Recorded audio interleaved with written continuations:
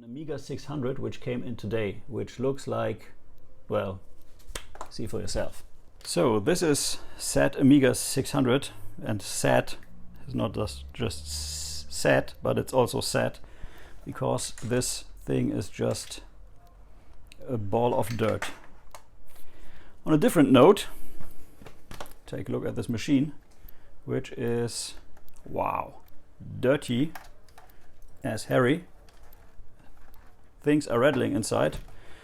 It does come with no screws, and inside we find this here, which I assume is a kickstart switch,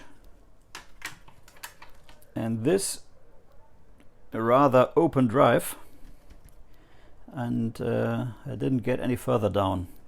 I have no idea if it works, so let's just put this cable out here, close it up, and maybe check if it does work. And another interesting fact which I noticed, if you check under the disk drive,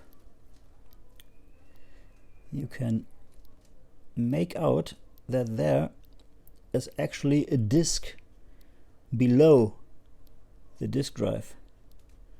I've no idea how it got there, I've no idea why it is there. I assume someone transformed a different kind of disk drive to put in here. Let's plug it in and let's see what it does. And here goes nothing.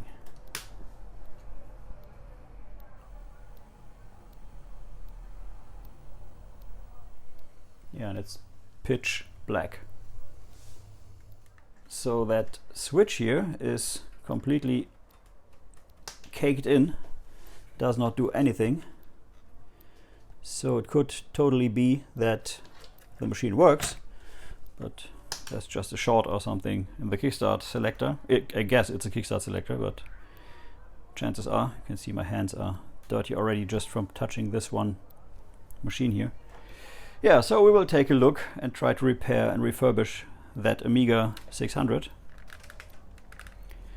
because it is not in good condition, not at all.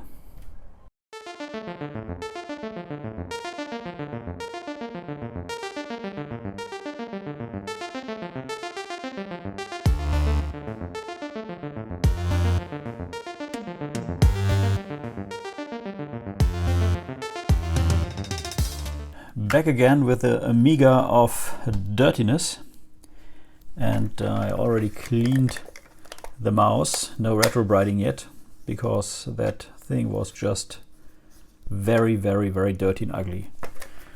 So that is cleaned, including the cable, which still has some sticky stuff on it, but it's not sticky, it's just there, so I left it.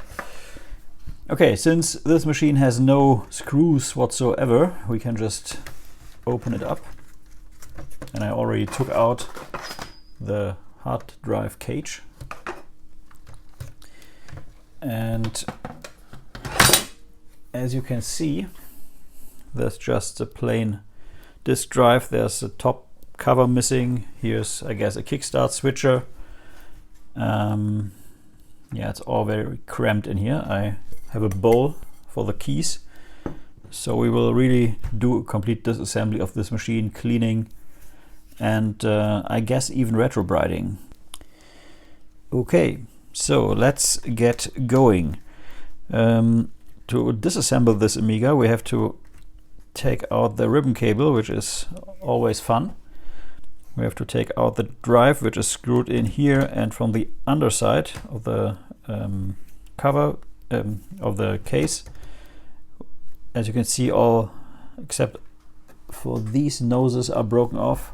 There are some here and here which are gone, which is not good. There's theoretically a screw here which could still work, so that is not so bad, but it's bad that there's no nose here, because you always have a gap here in the drive.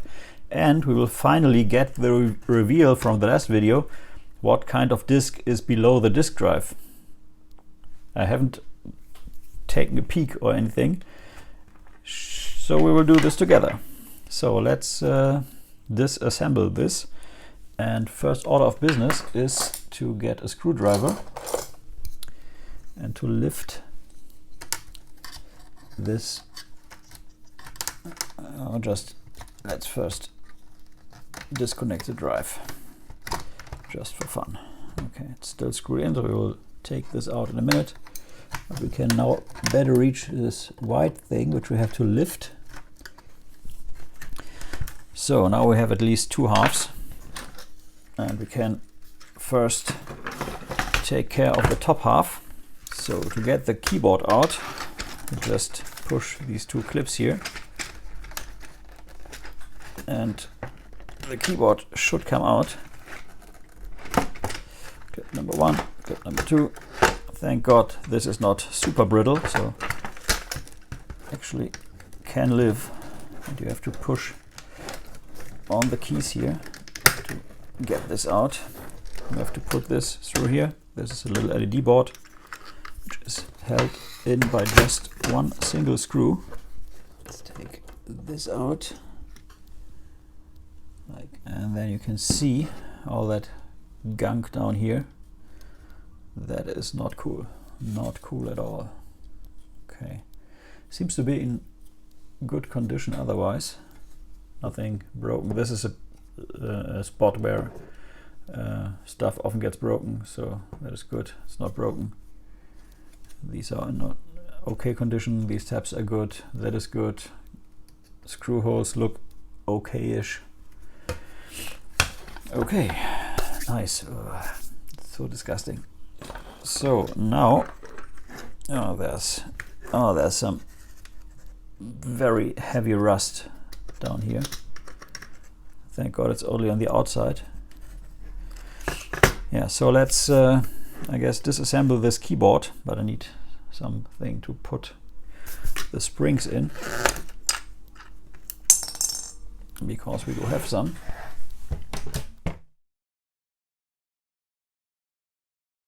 I don't even know if this keyboard works. That is maybe funny part of this.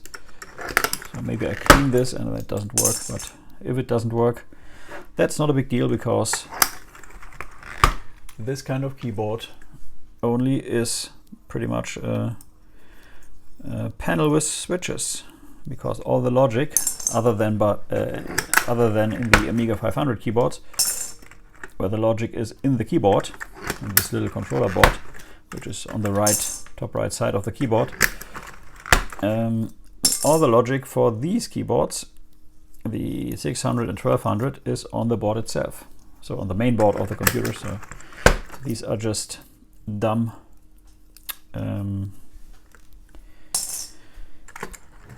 switch panels, basically. And I will also show you how to transform an A500 keyboard into an A1200 keyboard. Works with Mitsui keyboards, which is very interesting. I'm just in the process of doing that conversion, and I'm just waiting on the keyboard matrix, this thing here, to arrive, and to switch that out and then use an Amiga 500 keyboard inside an A1200.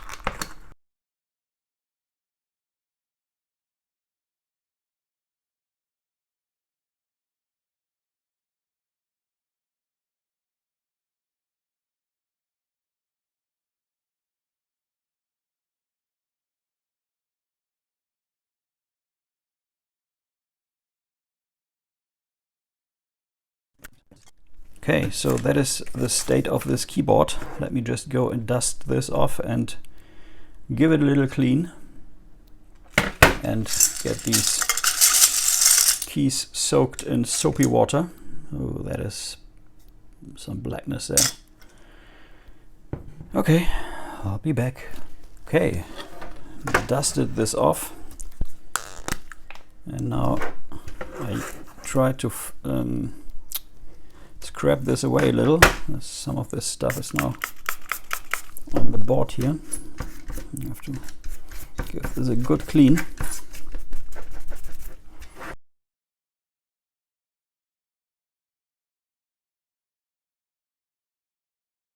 Nice.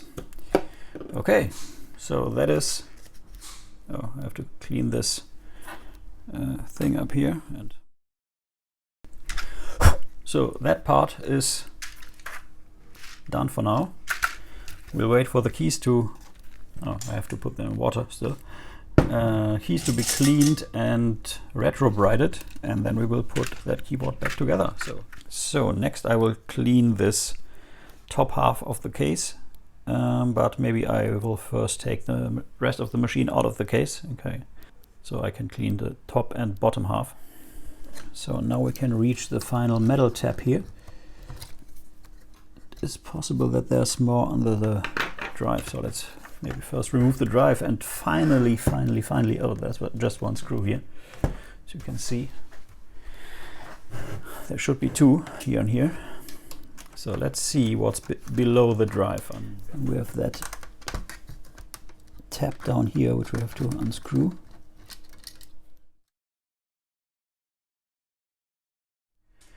Okay, we got this out without cutting. And we have a ref 1.3 from 1991. Interesting.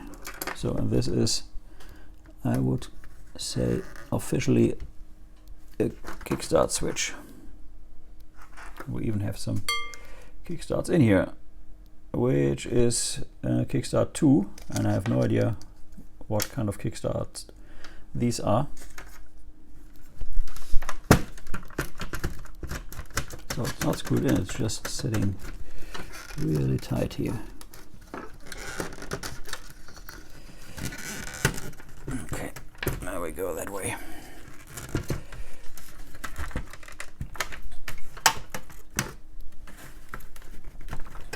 Yeah, like that. Okay.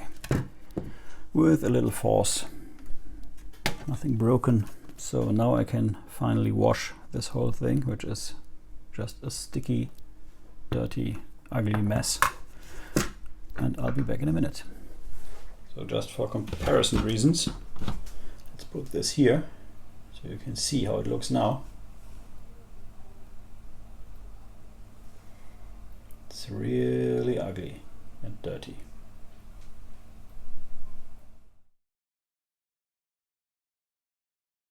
So after some serious recapping that board here, I finally got to the point where I'm ready to test. I also changed out the switch on the kickstart switcher, which indeed is a kickstart switcher. I tried it in another machine. It had the kick to 2.0 ROM on here, which is the standard ROM for the A600, and a 1.3 on two EEPROMs. Yeah, I attached a disk drive and a mouse. It's a mouse that came with the machine. Monitor, power supply, and sound. Let's see if it boots. Moment of truth. That looks good. And we have a 1.3 ROM. Okay, let's turn this off again. And let's try the kickstart switch, which is down here. And let's turn it on again. And do we get a kick 2.0? Yes, we do. Very good. So let's try a disk in the drive. Let's try the trusted Amiga Power Pack in my Alps drive, which I modified.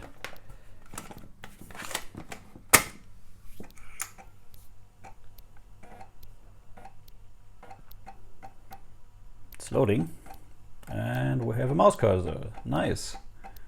So the drive works. Let's see if the mouse works. And there's the mouse cursor now. Ah, yes, it does. Great.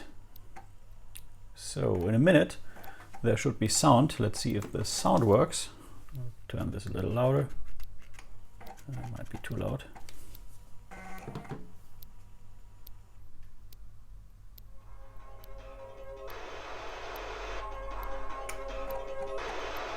That could be the 2.0 ROM, which doesn't work too well with Kingsoft titles.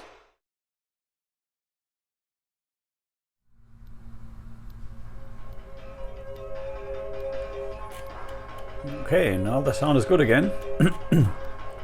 It seems that my self-made drive didn't work, or did work too well, because it did some read errors on the disk. And now I did actually repair the disk drive that I thought was completely dead. That was in the A600. And as you can see, it works flawlessly. Only issue is, it doesn't have a cover. So if you eject the disk without putting a hand on, these little white tabs will fly out and the drive is dead again. So I have to find a solution for that. That works now, and the sound is good too. I assume that the other disk drive just read a bad track, and that the music was distorted, not because the circuit is dead, but because it just read the wrong data and assumed that was music. So yeah, that puts the 600 into a working condition, and I will now put it back into the case and put in a CF drive or an IDE to CF card adapter, and yeah, let me show you this.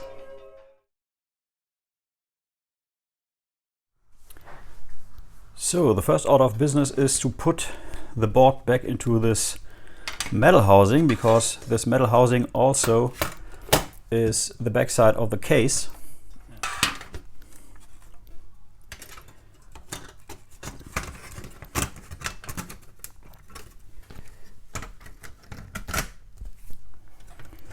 That went in much easier than it went out, or came out. And this whole board is really only held in place by this little metal clips here, and it's clipped in place. So I have to think about a solution for that cable here, because I of course don't want to destroy the case. But first things first, let's put back in the screws. Okay, that is done. Looks good. Let's put it back into the bottom case. And I did clean this really good. And putting it back into the bottom case could be a little pain. Yeah, I'm already stuck. See? Okay, we have to push down a little, and then it should actually work. Okay, I guess we're in. Nice. So screw-wise, there is only this very one screw here, which holds all this in place, and it's astoundingly sturdy for that. And in. Okay, so nice. So that did work very well.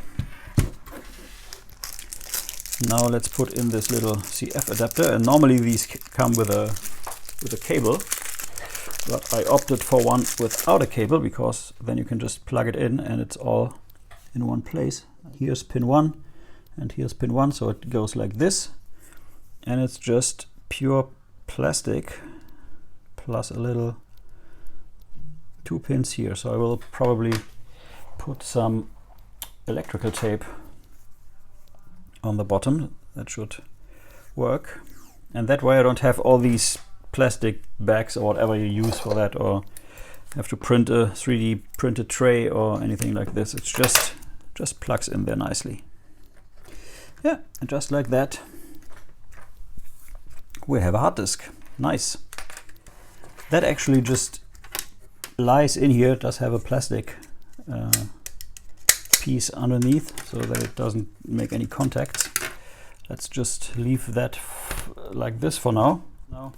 What I will do, however, is I will, I guess, heat sink some of the chips, because these get really hot. So it might be a good idea to just put something on there. And we do have to put the top cover on that, of course. So this was down here somehow. Oh, I put in the screw too early. That has to go through the metal shielding, which also supports the disk drive, so it's better to use the shielding. even if you don't need it for the shielding purpose of things. Ah, wait, I guess this was through here somehow. Yeah, that was lying on top. Now I remember. Ah, yeah, right. It came out that hole up here. All looks good. Okay.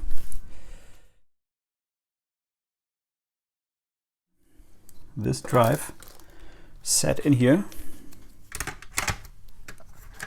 and it gets screwed in through these two holes here onto this, and then there is this holder which gets screwed in here and which wait, like this, and goes in here and then should hold the drive in place.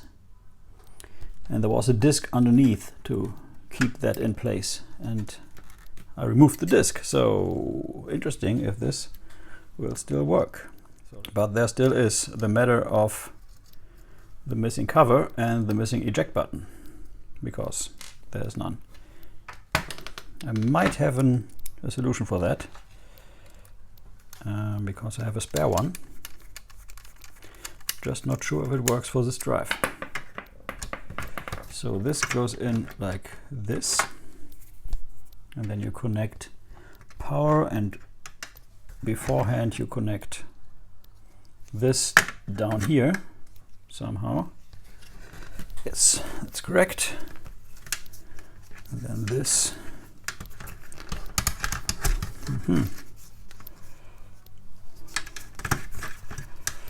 This is the question.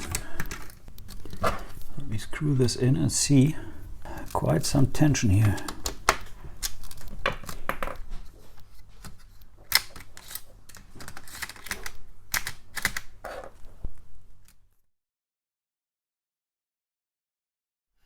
So, since the metal shielding is a huge pain when putting all the stuff together, and that is just pushing against it, and the drive cable over here is pushing against it, so I decided to leave it out for now. I will keep it, I will not throw it away. And I did epoxy an eject button to my drive here, which works quite nicely. It's a 3D printed button which I just put on top of the drive knob with some epoxy. And it seemed to have spilled some epoxy on the disk, but that is not a problem. Yeah, so let's put the drive in, see if everything fits, and then put on the lid. And wait, I have to still find a top cover for my drive here, and I'm planning to do just a plastic wrap, which goes anti-static plastic cover, which I will then cut to size to bend over here. And if you know any drives, you have these cutouts here where these things move around a little. I don't know if you can see this. Oh, that stays pretty much in place here. But if you keep it in place with force, it just doesn't work, I guess. At least it needs to turn. So these have to be able to rotate a little, because as you can see, these move at least a little, and if they can't move and rotate a little, these this tray will not move up and down. So let me get that, put it together, and then we'll see if we can put it back into the case. So I tried my plastic approach, and turns out that the plastic charges and is static then by some static charge, so that doesn't make too much sense. But I found this box of logic chips, and the lid of that pretty much perfectly fits on top of that drive. I will just cut this and use this as my drive top from now on. See, so that fits perfectly. That fits perfectly too. So I guess I will. I don't know if the clearance is enough, because that is at a little bevel here, if that works. So what I'm going for is keeping these in place from the top so that they won't get out. They move, because then this drive is toast. And on the other hand, leave them free here so they can rotate, and here too. So I will just use some tape to get around here, and we will try this out. Yeah, no, it's a pretty janky fix, but if it works, it works. So let's try this, just like that. So that should theoretically, yeah, keeps all the stuff in place, which is nice. Looks a bit strange, agreed, but if it works, it works. Not quite sure if the button will fit. Ah, okay. The tabs up, that is the problem. Ah, much better. Yeah, agreed, it looks strange. I have no idea if the cover will fit, but we will try this now. So, other than before, even completely screwed in, the drive does eject now, which is very nice. And the button fits perfectly into this spot. So that is good, but stupid thing is the lid won't fit, which is a shame. So that does not work. So I have to cut this free again. So if I just leave it like that, chances are, yeah, I can see it already jumping out of here. So I have to put something on there. And I'm thinking, okay, I would have to cut the whole frame around here. Good. Yeah, still stays on top, at least most of the time. That's good enough for me. Let's try to put it in place. After some cutting and crafty work, I think that should fit now. Let's see. So after quite some time investment, the machine is, I think, ready to go.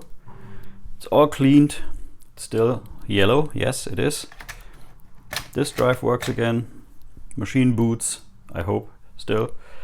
Yeah, so let's turn it on and see if we actually get a picture and the disk drive works and all the stuff I did to it. And I even replaced the screws, had some lying around. Some black screws down here. So that worked out nicely. Didn't trash the case, so screws were just the perfect size. Yeah, let's turn it on and see what it does.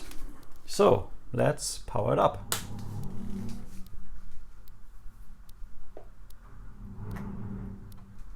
LEDs work, very nice. Workbench 1.3. Put in a disk. It gives me a read error.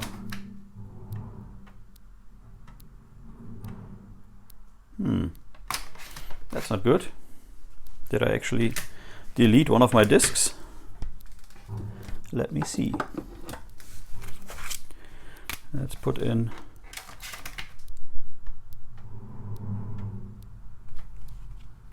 no, still read error. That's strange.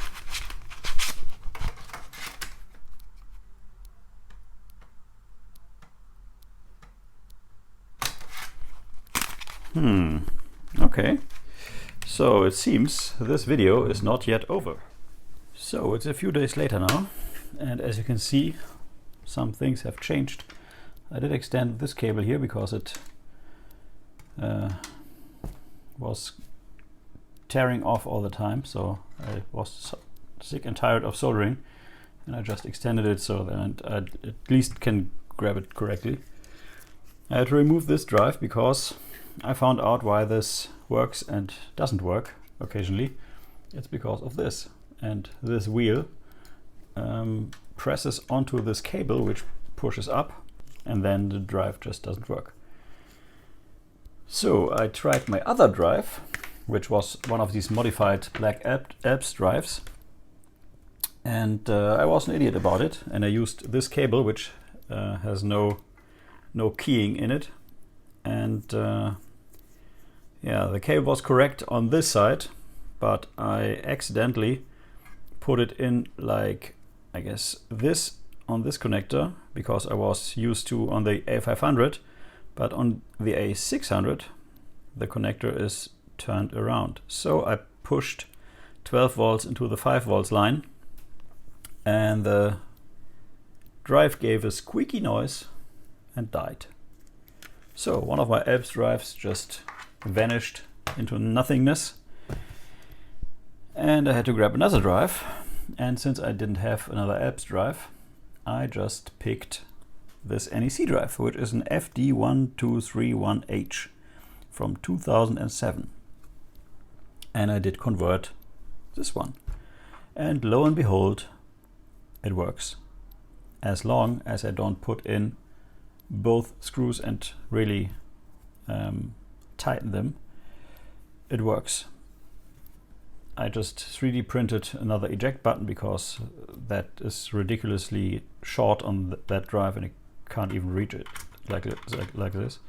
So I have to take the drive out again. I had to turn this around. This is usually that way around, but since it needs some clearance here, first I did some twisting, and then the cover didn't fit, and then I just decided to turn it around, and now it works.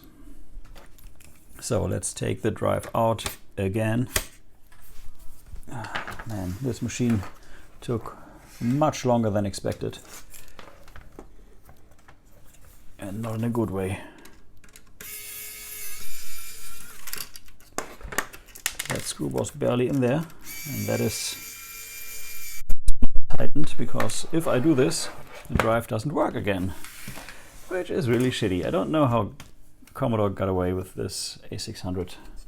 It's just a ridiculous machine.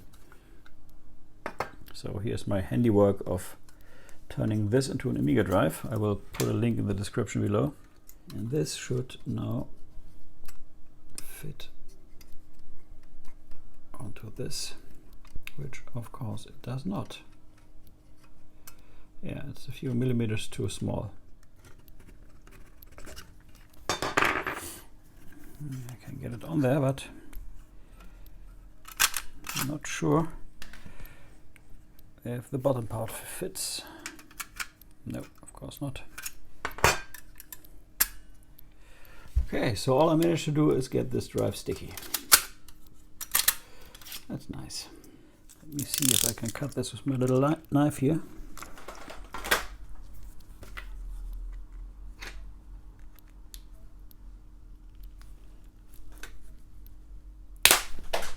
Wow, I think I did at least get it on. Now let's see if it stays in place. Now that went on astoundingly simple. So it pretty much can't go anywhere. So that should actually work. Let's see. So I'm putting it in just like that to keep it in place. I can already see it works somehow, which is almost magic. So let's see if it still likes to work. Makes a sound, but will it boot?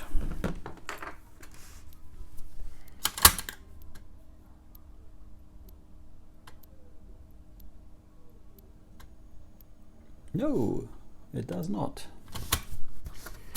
Hooray.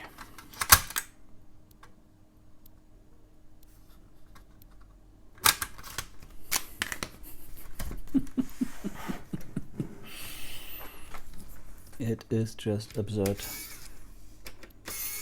We free it a little. Still in there. And now it works again. Oh man, that is just, how did Commodore get away with this? Now for the final test. Will it also work with the lid on? Let's first try it like this.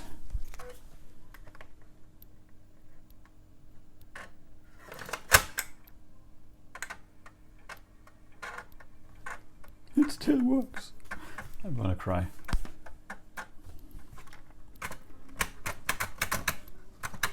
Yeah, but the disc won't come out. Oh man, that is impossible.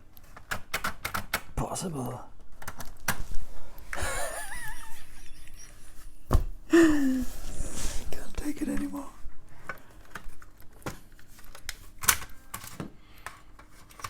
This should work, but it doesn't. I have no idea what's going on here. Doesn't make a difference. This cable is stuck. If I put the lid on or not, no difference at all. Okay, so I will put it a little more to the back. Maybe that helps. Not sure about that.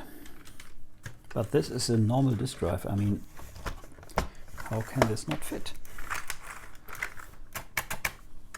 Oh, disk doesn't come out.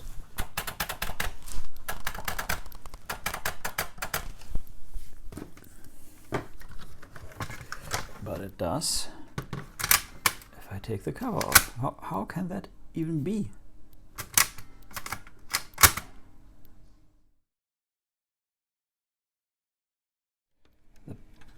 Oh man.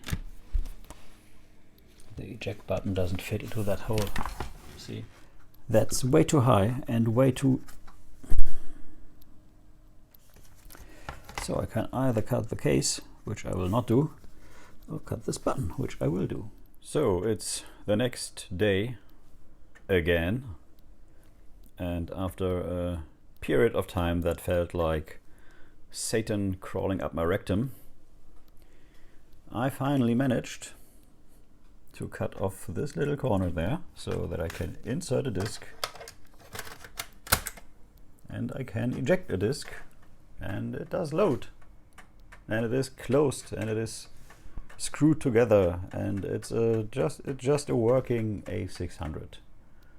I'm still not sure how Commodore sold this machine, which was, I don't know, how did these things pass quality assurance? I'm sure that a lot of these machines were stuck in QA because they didn't quite fit together because a cable was touching something or anything like this. Yeah, so that is the A600, and I consider it working and saved and cleaned. Yeah, so I guess this is now it for this video, and let's just hope that the machine keeps working, because I have no more patience for this machine. Feels a bit like Adrian Black with his TRS Model 2, which stopped working and did work again and then again failed. Sounds working too, so all is good with my Amiga 600, and there might be a future episode where I actually put in a CF card, but to tell you the truth, I'm not sure if I do that, because it's closed, it works, never change a running system, and that is should pretty much be the topic of this whole video, or the learning.